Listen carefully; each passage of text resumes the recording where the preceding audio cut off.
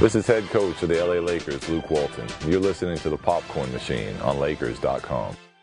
Hey everybody, and welcome to a fast break edition of the Popcorn Machine on Lakers.com. Joey Ramirez here in LA. Mike Trudell on the road with the team in Boston. What's going on, Mike?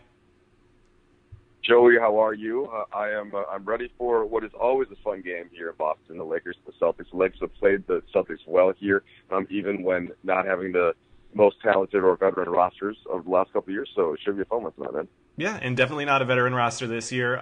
The young guys are the ones who are kind of making the noise right now. I don't know if you want me to spoil this. However, you talked to Kyle Kuzma. You're going to be writing something for the site. Curious what he said to you, if whatever you want to plug right now, kind of preview for the folks, because he is playing really well lately.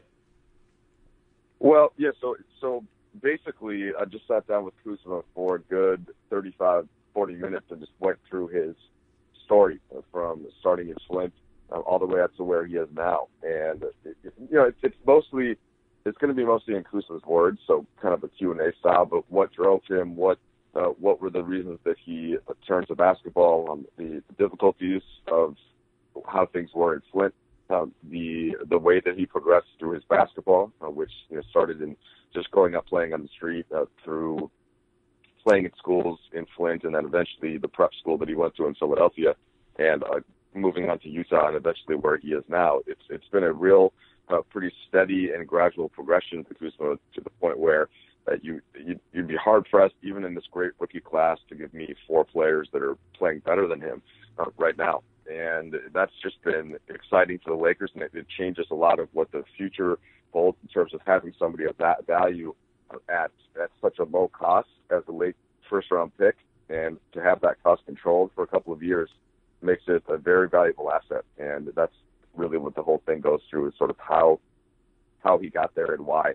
And look, I'm not sure exactly. I think in the next couple of days, of course, we'll have that up on the website so you can take a closer look. Yeah, and lately Kuz has been playing excellent. As we touched on, he's in the starting lineup for the past 2 games, double-doubles in both. Past 4 games, he's putting up 18 points a night on 64% shooting. And like you said, you can't really name 4 rookies that are better than him at this point. And I think most would agree that you can't find 2. It's pretty much Ben Simmons and Kyle Kuzma front runners for Rookie of the Year at this point. Would you agree with that? Look, you could definitely make an argument for that. I'm trying to think of since it's a 10-game sample size, right? It's a little hard for me to even rank guys yet. But yeah, I'd say that Simmons is for sure playing the best. Kuzma, statistically and production-wise, and the fact that he's already starting, would be in that mix as well. But there are some other guys playing well. Look, I actually think that Lonzo isn't getting enough credit for what he's doing because he's shooting the ball so poorly. Mm-hmm. We're kind of forgetting the fact that he's putting up a terrific assist and rebound numbers. He's playing really good defense. His plus minus has to be up there, with the rest of the best of the rookies.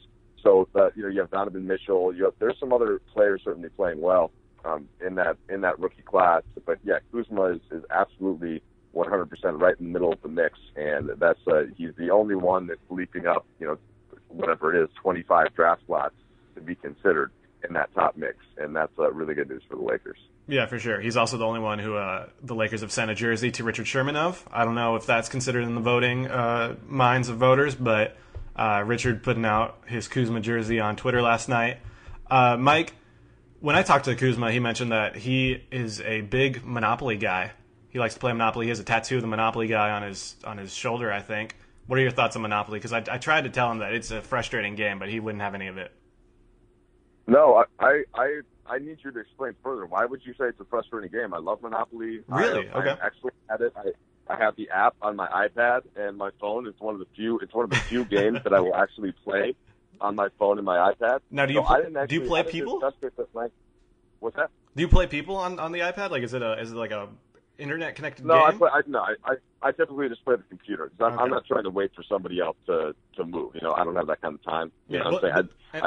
I'm playing the computer on the hardest level possible, and it is. It's a little sketched that way because there's a sort of a system of the way that you can get the computer to trade properties. That in real life, sometimes people will not give you a monopoly. I don't care if you try to spend $1,000 for Connecticut Avenue. that's a little different. So I will have to bring this up with Kuzma, though, next time I talk to him, because the emoji that I noticed the most, of course, is this 100 emoji, which yeah, is, of course. Which is mine, since that's my favorite emoji. When we take a look at the Celtics, Mike, they have won 9 straight since starting 0-2. They've, of course, done it without Gordon Hayward. Al Horford won't be playing tonight because he has a concussion, but there are some other guys playing really well. Of course, Kyrie Irving, Jaylen Brown averaging 15 points, second on the team. Jason Tatum, 6th in the NBA in three-point percentage. And then, of course, they're playing really great defense. They're first in defensive efficiency. So what do you think the key is for the Lakers to get a win out there at the Garden? Well, so this to me is the type of game that Boston's feeling, they could not be feeling better about themselves than they are right now. They've won 9 games in a row, as you mentioned. They have everything has really started to click earlier than people thought it might, particularly with Hayward's injury. But I think the Lakers, the way they're playing right now, Joey, the defensive intensity and the athleticism that they have theoretically means that they should be in any game in which they're able to bring that kind of effort and energy. And therefore, we have seen them be in literally every game except for the opener against the Clippers, when that was just a strange one. KCP didn't play. Lopez and Lonzo hadn't played together. I think that the Clippers were on this emotional high of not having Chris Paul there that has obviously turned lately. They've lost 3 in a row. Gallo got hurt. They're on the road for 7 of their next 8. So that mojo that they had seems to have just switched. And the Lakers now, they're going to give any team at least a real game based on the style that they're playing. And I think that's the sustainable part that the coaches have been excited about. That's the sustainable part that Luke Walton has been excited about. And if you want to look more specifically at the matchups here, look, Kyrie Irving is fantastic offensively. There's not much you can do with him if he's going to try to score the basketball. He's averaging about 22 points a game on, I want to say, around 46% from the field and 35% from 3. Those numbers actually aren't great for Kyrie because of what an excellent shooter he is, but he does take tough shots, and a lot of those come late. So if on paper, of course, Vegas and everybody else is going to pick the Celtics to win this game, but I think that you would be underestimating the way that the Lakers are competing lately to think that they don't have a chance to steal this one. Yeah, and I think one of those guys who's really been competing is Brandon Ingram. I wrote about him for the site yesterday. I'll throw that in the podcast notes because I've been really impressed with his length. I wanted to take a look at how he's been using his length in these past 5 games. He scored double figures in 5 straight. Wanted to see how much of that was length. And when I went back, I figured I would write about 5 plays, and most of them would be either a dunk or a layup. But he's really affecting the entire game with his length. One of those plays was a driving layup. One was an offensive rebound putback. One a mid-range jumper in which he gets to the top of his jump and he manages to go over Gobert's, of course, impressive length. He breaks up an alley-oop heading toward Gobert, and he gets a block on the fast break against the Nets. And really what we're seeing with Brandon is him understanding how to use his length better. That's the crux of the piece. And for that reason, I think that the matchup between him and Jason Tatum, who's been so good with the way he's been scoring up in Boston, I think that's the matchup to look for in tonight's game. And I'm curious what you think about, if you have to hone in on one matchup, which one should you be looking for? Well, I was very impressed with the number of times that you used length. I know. I thought about mixing in wingspan. I thought about, synonyms on the fly are my specialty. Now you know what Jay Billis feels like when he's trying to do the draft and everybody's sitting there hating on him. Yeah, right. It is the most appropriate word to use. You can just keep using it. It's cool. I've been equally impressed as you have with Ingram, and I think that. So we had an interesting discussion the other day. I was talking to John Ireland on his show about this, and Luke Walton, and actually Brandon Ingram himself was on the show, and the length itself is of course part of why Ingram has this chance to be a generational and special player one day. He kept growing and growing until he reached 6'9", until his wingspan kept going up. But to me, it's the IQ that he has that allows him to figure out when to utilize that length. And that's what he's figured out. We started to see it happen last year around the All-Star break when all of a sudden he just and the numbers reflect this, George, but really it was more of the eye test. And it's like, oh, okay, yeah, now he's getting what he can do with his body. And over the summer, you and I kept hearing things around the Lakers facility about all this huge leap that Brandon Ingram apparently made. And I think everybody was really excited about it when he had that excellent first game in Las Vegas and then didn't play for the rest of the summer league. And so for the preseason schedule, when that came out, I think everybody was waiting to see all of this progress that Ingram had made, and he didn't show it right away, which we then learned was in part because he hadn't been practicing because of a couple minor injuries. So I kept trying to say, all right, just don't judge what you're seeing from Ingram now. Wait a couple weeks. And sure enough, all of a sudden, here he is. Here's all of the improvement. Here's the 15 points per game. Here's the field goal percentage up around 46%. Here's the three-point percentage bumping up despite limited attempts to about 39%. Here's the deflections, which you and I kept trying to figure out last year, Joey. Why does he not have more? Oh, by the way, I just saw Al Horford out due to concussion protocol. Yep. So that definitely factors in the Brooks matchup tonight. Yeah, that just popped up. That is a big that will definitely help the Lakers. Now, sometimes teams can rally around the fact of a player missing a game, but I don't think that's the case with Boston in terms of Horford because he's such a key veteran presence for them that sort of holds everything together. So that's an important note. But to jump back to Ingram, Joey, and get your thoughts on this as well. He had 4 steals in consecutive games last week, and last year he only averaged 0.6 steals as a rookie.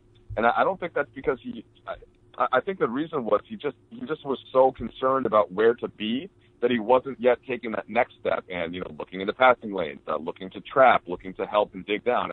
I think that was more of a mental thing. And now that he's starting to pick some of that up, all of a sudden you see the steals go up as well, right? Right, and like you said, last year he went an entire month without getting a single steal, which is incredible for a guy with 7'3" wingspan. It's weird. That's exactly what it is. It's weird that someone with that long of arms wouldn't get into one steal in an entire month. This year, not so much the case. If we're forcing I'm sorry, Joe, I just stepped on you there. If we're forcing ourselves to figure out why, though, I think he was trying to play right. Like he was trying to play defense the right way, and a lot of when you're being taught that as a rookie, as a 19-year-old rookie, no less, you're just most concerned about being in the right spot, and you're not even, and now I think that he knows where the right spot is. Now we're starting to see the gangly arms sticking out a little bit. Mm-hmm. Yeah, last 5 games, 2.5 steals, 11 total deflections, and 6 loose balls recovered. We're definitely seeing that. Curious about something you just said, that he was trying to play the right way. Do you think we're seeing that with Lonzo right now, which is why his numbers aren't exactly popping? They are popping in the sense that they're good for a rookie in terms of rebounding and assists, but we know that Luke wants him to be more aggressive, and you can kind of see it on the floor sometimes. Do you think that's what's going on with him? Well, to an extent, I just think that we are the expectation and the amount of times that we've heard Lonzo Ball's name for sure over the last year has made almost anything he did, aside from the 29, 11, and 9. Were those his numbers in Phoenix? Or 20.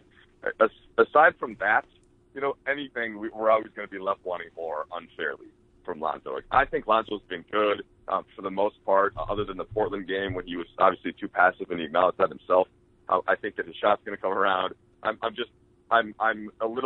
already getting impatient with how worried folks are about Lonzo's shooting games, because defensively, to me, he's way ahead of where Ingram was last year in terms of learning where to be and when to do that. And he's digging down every other possession and getting a block, getting a steal. He spotted Lillard twice in the paint the other game, and the one that we criticized him so much for. He was a plus 10 in that game.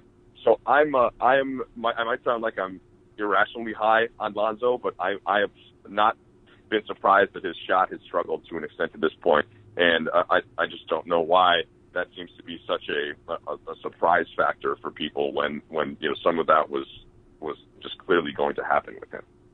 Last thing, Mike, Lonzo says he plans on binging Game of Thrones on the road this year. I think that's a good call. I think you would agree with that. What's the best binge for 39 games on the road? Well, that would be it, okay? Lonzo is wise beyond his years to already be embracing the Game of Thrones. I will still contend that the best show ever is The Wire. And if I'm assuming Lonzo hasn't seen that, and I will recommend strongly that he jumps on The Wire after that. That's where the Game of Thrones will give you everything that you want in terms of entertainment and action and big budget and just spectacle, drama, storylines, all that kind of stuff. The Wire will give you with a real. It'll make you sort of think about what the world is like, and think about how not all cops are great, not all drug dealers are the worst people ever. Some of these things just happen to occur because of where you're from and what you get into and the people around you. And it's a real interesting kind of look at how society operates, and while also being entertaining and having great acting, great writing. But The Wire is one. It's not light work, okay? You really have to put the mental effort into staying with the whole thing. But that to me would be the next thing I would tell anybody that's stream. Yeah, well, I must confess that I have not seen The Wire yet. It's on my list. My binge would be. Well, hopefully you'll heed that. Hopefully you'll heed that advice, because otherwise, when we do these in the future, I will continually get upset with you. All right, Mike, we'll let you go. Thanks for checking in. All right, Joey. Well, thank you so much. Bye. Oh, did he put Person in the popcorn machine? Yeah, Person ran at him out of control.